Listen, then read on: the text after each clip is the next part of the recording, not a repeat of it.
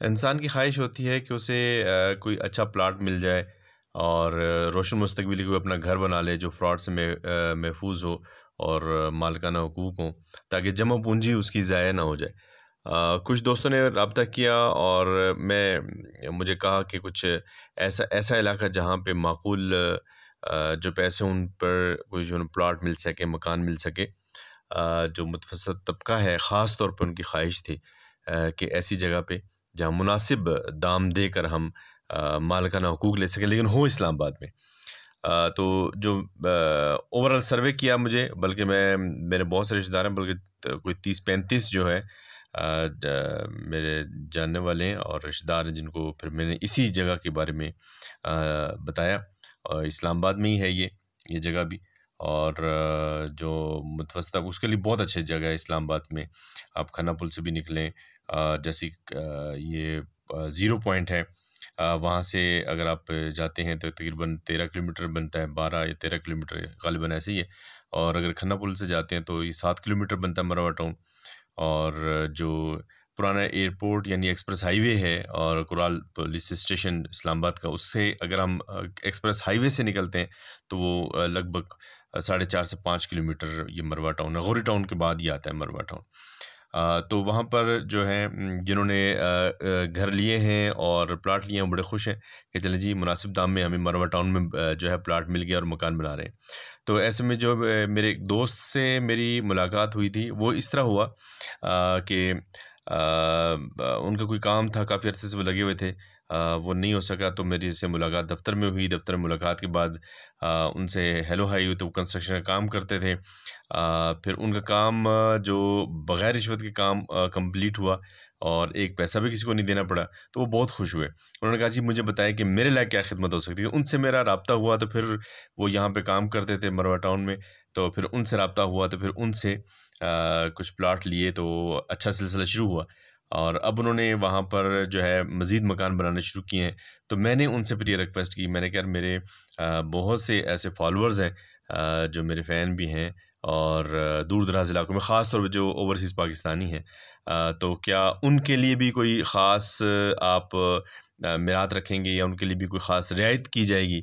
तो उन्होंने इस बात की हामी भरी है कि अपनी पूरी कोशिश करेंगे, उनके लिए भी ख़ास रियायत ज़रूर बंदोबस्त करेंगे। एक तो मटीरियल जो मैंने ख़ुद भी जाके देखा है, जो मटीरियल वहाँ पे लगा रहे हैं, वो बेहतरीन किस्म का मटीरियल इस्तेमाल हो रहा है। और साथ अभी अब ये ज़रा पढ़ भी लीजिएगा कि जो थोड़ी सी डिटेल है कि वो जो काम कराने के लिए आए थे, वो बड़े ही परेशान थे उन दिनों में। और फिर उनका जो काम मुकम्मल हुआ और वहाँ से वो अपने बैरून मुल्क भी गए और वहाँ से वापस भी जब तशरीफ़ लाए और फिर दोबारा उन्होंने मुझसे मुलाकात की और बारहा फ़ोन भी करते हैं। तो मैंने कहा मुझे शर्मिंदा ना करें, बस आपका काम होना तो हो गया। और बड़े अरसे से वो लगे हुए थे कि मेरा काम जो है किस तरीके, बेशक पैसों से हो जाए, लेकिन बग़ैर पैसों के उनका काम जो हो सकता था हमने कर दिया।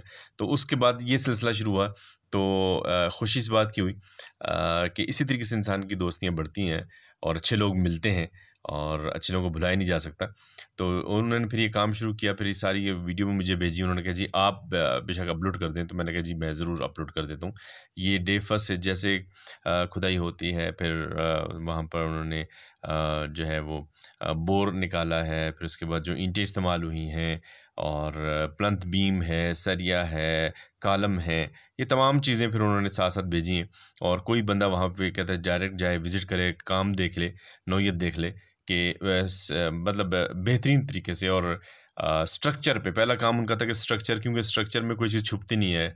ठेकेदार ये करते हैं कि वो स्ट्रक्चर नहीं, वो पूरा प्लास्टर करके एकदम सारी चीज़ें ढक छुप जाती हैं, कुछ पता नहीं चलता अंदर क्या है, कैसी ईंट इस्तेमाल हुई है। तो उन्होंने कहा नहीं यार मैं स्ट्रक्चर बनाऊँगा।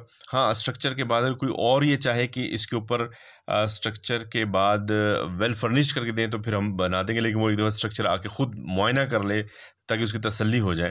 तो मैंने कहा तो बहुत अच्छी बात है कि आप कोई बात इसमें छुपाएँगे नहीं या ना ही छुपा रहे हैं, कि लोग आकर देखें, मुआयना कर लें, तसल्ली कर लें, फिर आगे काम वो कराना चाहें तो करा लें।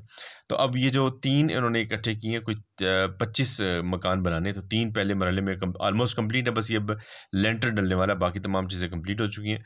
तो अब इसका मरहला लेंटर का डलने का है और इसी वीक में जो है इसका लेंटर भी डल जाएगा।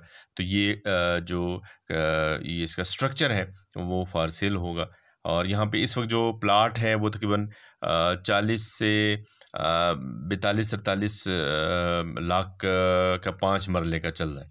और ये उसमें भी कम में होगा इंशाल्लाह।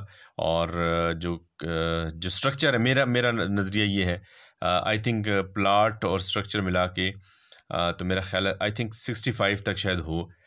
ये थोड़ा ऊपर नीचे हो तो मैं कुछ कह नहीं सकता, तो इतने में ये आपको 25-50 यानी 25-50 का ये मकान जो है स्ट्रक्चर कंप्लीट होके मिल जाएगा।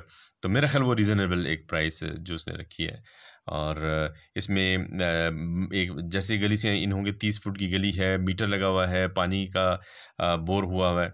और जैसे मकान के अंदर मेन गेट से दाखिल होंगे तो आपको बिल्कुल सामने जो है वो कार पोर्च होगा। लेफ़्ट साइड के कार पोर्च के साथ ही जो है वो ड्राइंग रूम है, और कार पोर्च के बिल्कुल सामने जो वो किचन होगा और मेन एंट्रेंस भी होगी। और उसमें फिर अंदर जो है आपको जो मेन टीवी लॉन्च होगा, और टीवी लॉन्च के साथ ही जो है किचन है, और सामने 2 अटैच बाथ होंगे, मास्टर बेड भी, और उनके पीछे